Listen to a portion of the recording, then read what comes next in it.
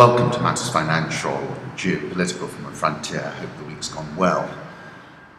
Let me start with a twit pick. Volatility in the currency markets is near 2011 highs, and I'll come to those markets in a moment. I like the look of this, an almond and chocolate cake with strawberries and lightly whipped cream. It reminded me of my mother, used to make the most glorious desserts, her brandy snaps, her banana cake, where you'd smell the banana percolate the house before you finally laid your mitts on it. I was telling Hannah how much I regret they never met, because like Aisha and Layla, they would have been the best of friends. That took me to a poem that Jeet, Thayil tweeted. It's not one of his. Today they press the brown wine.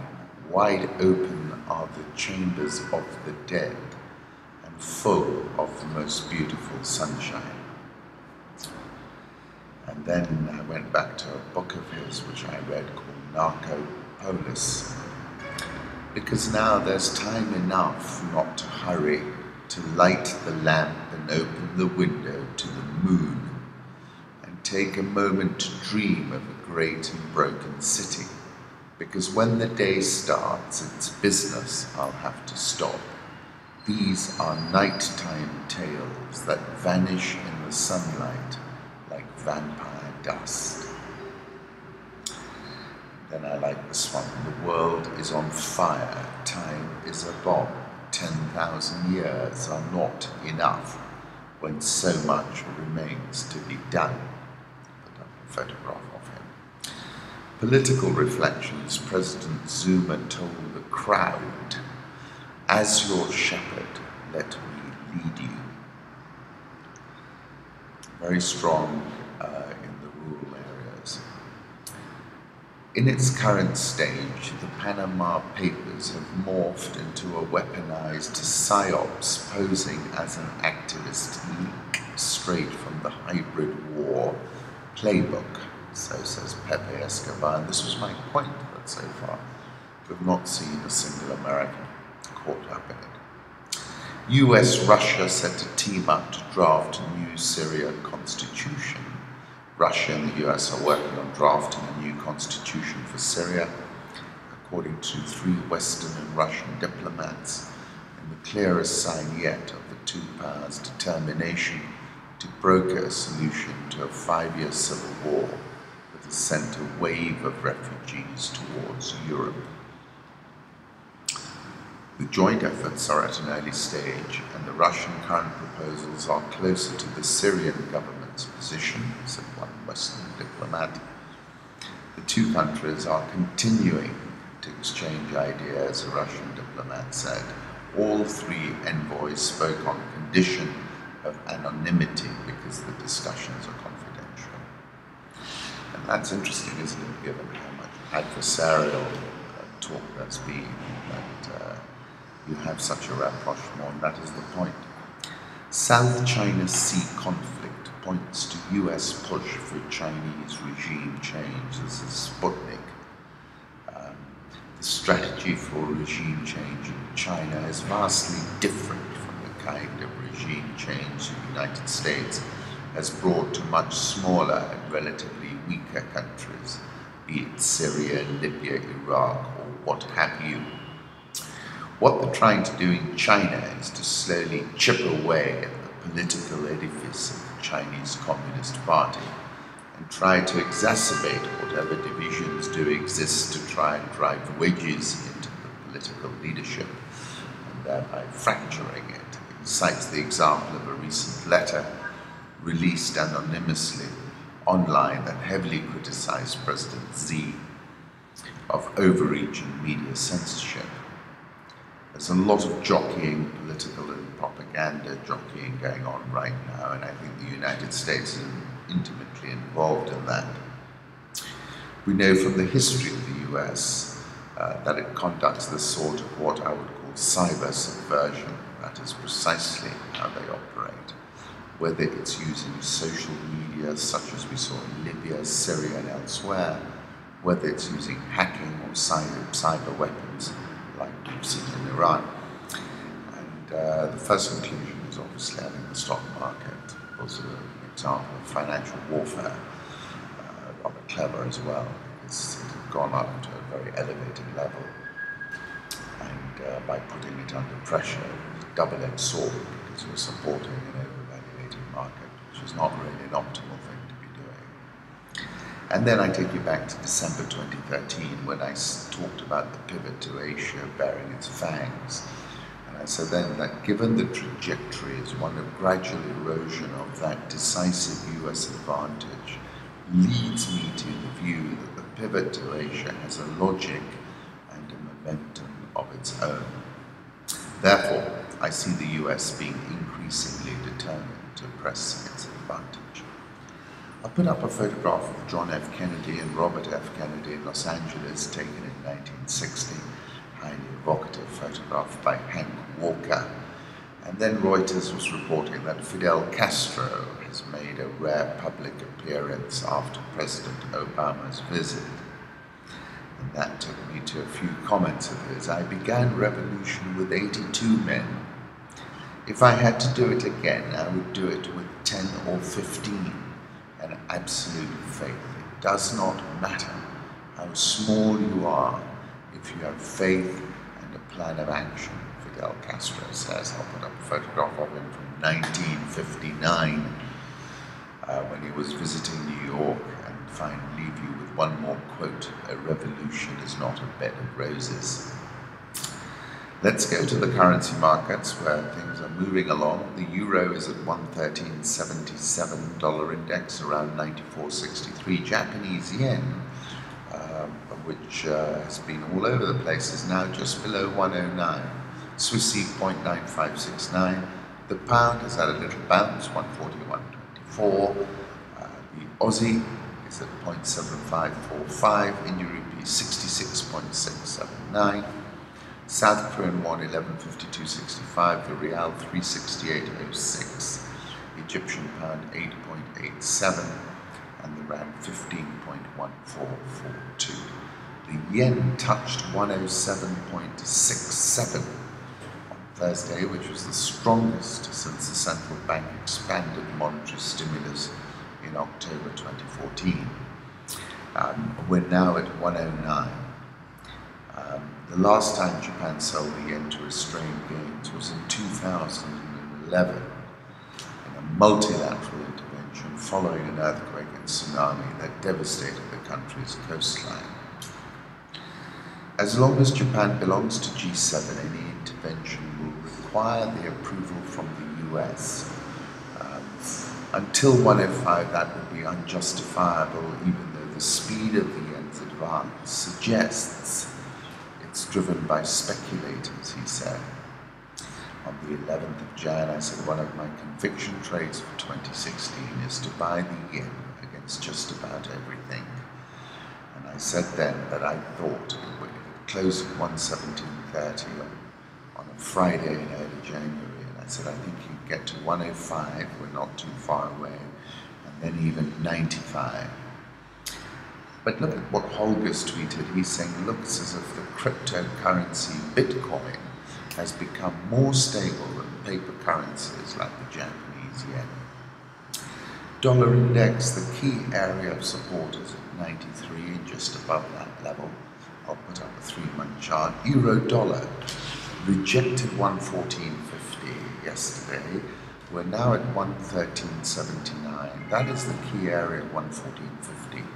And if it breaks through there, we'll see a big move up to around about 120. Gold, 1233.85. We still got to sort of hurdle 1250 in order to get strong, in order to see it move on again. Crude oil up heavily this morning. I think you sell it around here just below 40. This is WTI. It's a great time to buy a diamond, but fewer people want one apparently. Diamonds are now cheaper than they were in 2006. Over the same period, the price of luxury items like cars, shoes, fine foods have risen at above inflation rates.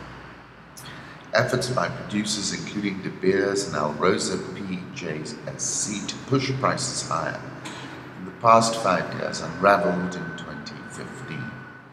Polishers who buy the raw gems and sell to wholesalers and retailers were unable to pass on the high costs as consumers balked. A threat to boycott auctions of rough gems by buyers in India, where almost 90% of the stones are cut, ended with De Beers lowering prices 15% for the year and another 7% in January. However, in one early positive omen, De Beers managed to raise rough prices by as much as 2% in the sale this week, the first increase in more than a year. It's got to come down to ad spend, said Ben Davis, a mining analyst. They just need to bite the bullet. Sub-Saharan Africa, President Mugabe, you then see a stampede now.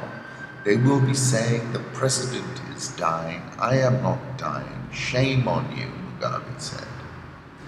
I am there at the mercy of the people. If the people say no, go, I go. But if the people say no, we still want you, I stay on, he said in Harare. Djibouti began voting on Friday in a presidential election that incumbent Ismail Omar Guelleh looks certain to win, extending his 17-year rule. Djibouti is home to about 906,000 people, smaller than the US state of Massachusetts, yet hosts the largest US military base in Africa. It's a $6.1 billion economy, relies on services related to its strategic location on the Red Sea, one of the world's busiest shipping lanes. Country serving as the only access to the sea for Ethiopia, China has begun work on a military facility. Saudi Arabia in March expressed interest in building one. Guelleh has led Djibouti since 1999. In March 2010, he amended the constitution to allow him to extend his rule by 2 more 6-year terms. At his swearing in after elections in 2011, Guelleh said he was taking his oath of office for the 3rd and final time. Zakaria Abdullahi, the chairman of the Djiboutian Human Rights League, said the elections will neither be free nor transparent because the government hasn't established an independent electoral commission. The current commission is composed exclusively of senior officials appointed by the president, he said in an email response to questions from the capital. Djibouti has no free media. Everything is controlled by the regime. Let me put up a photograph of Ismail Omar Guelleh. Interesting piece in Bloomberg about Africa's $13 billion rail renaissance and how it holds the ticket for trade. On a sweltering Kenyan morning on the outskirts of a national wildlife park, Chinese and local workers maneuver a massive concrete rail bridge structure onto towering support piers. In the distance, trucks loaded with shipping containers rumble down a highway. The bridge at Voi is the latest construction front line for the initial 327 billion shilling, which is $3.2 billion stretch of an ambitious railway project to link the East African country with landlocked neighbours including Rwanda and Uganda, as a faster alternative to the trucks clogging the only road running inland to the capital. The Chinese-built and financed standard-gauge railway, known as the SGR, has the potential to transform trade in the region. Kenya's rail line is the country's biggest investment since independence in 1963, is among the most advanced of the more than $30 billion of African rail projects planned or underway. Today they span more than 10,000 kilometers, enough to connect Cape Town to Copenhagen. It's one of the bright spots on the world's least developed continent. Infrastructure constraints are one of the major things holding back Africa, and this standard gauge railway will make a big difference to mark Poland. Projects are planned in Tanzania, Mali, Egypt, Ethiopia, Senegal as well.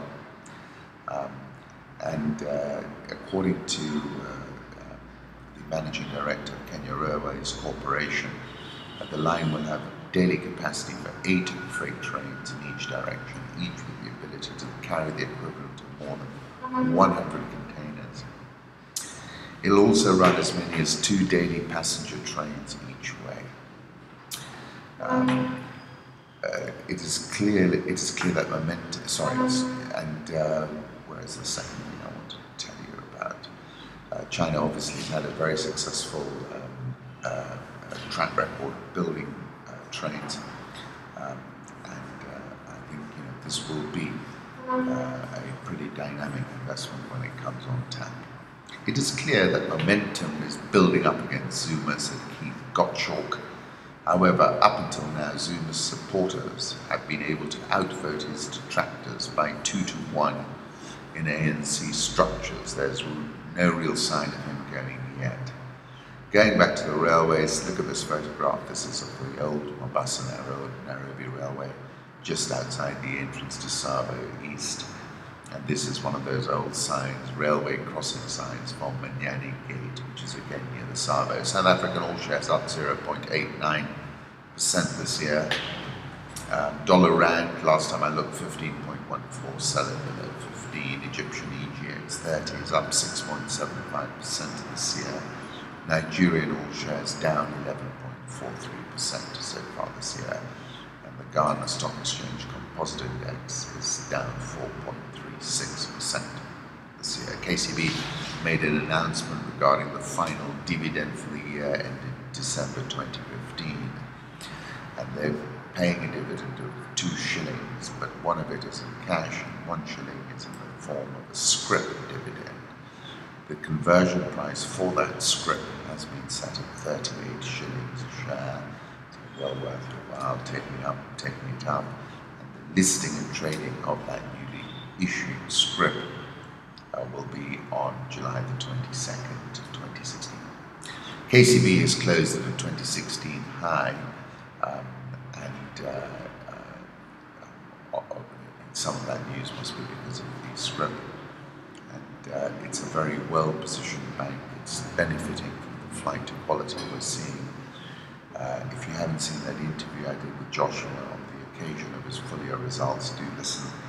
And of course, he characterized this period in the banking industry as the age of algorithmic banking. Now, obviously, the big news here was Chase Bank. I'll take a quote from an article that from the FT. I said they've lost their deposits, they've overstated their profits, and there's a new sheriff in town cleaning up the stables. Decision to close Chase Bank was made at 4 in the morning. That's the central bank governor. Chase was yet to receive a 5 billion shilling funding from the African Development Bank for SME lending. Unlikely to get it now. Chase Bank auditors gave a disclaimer of qualified opinion while unable to give the true picture of the bank's accounts.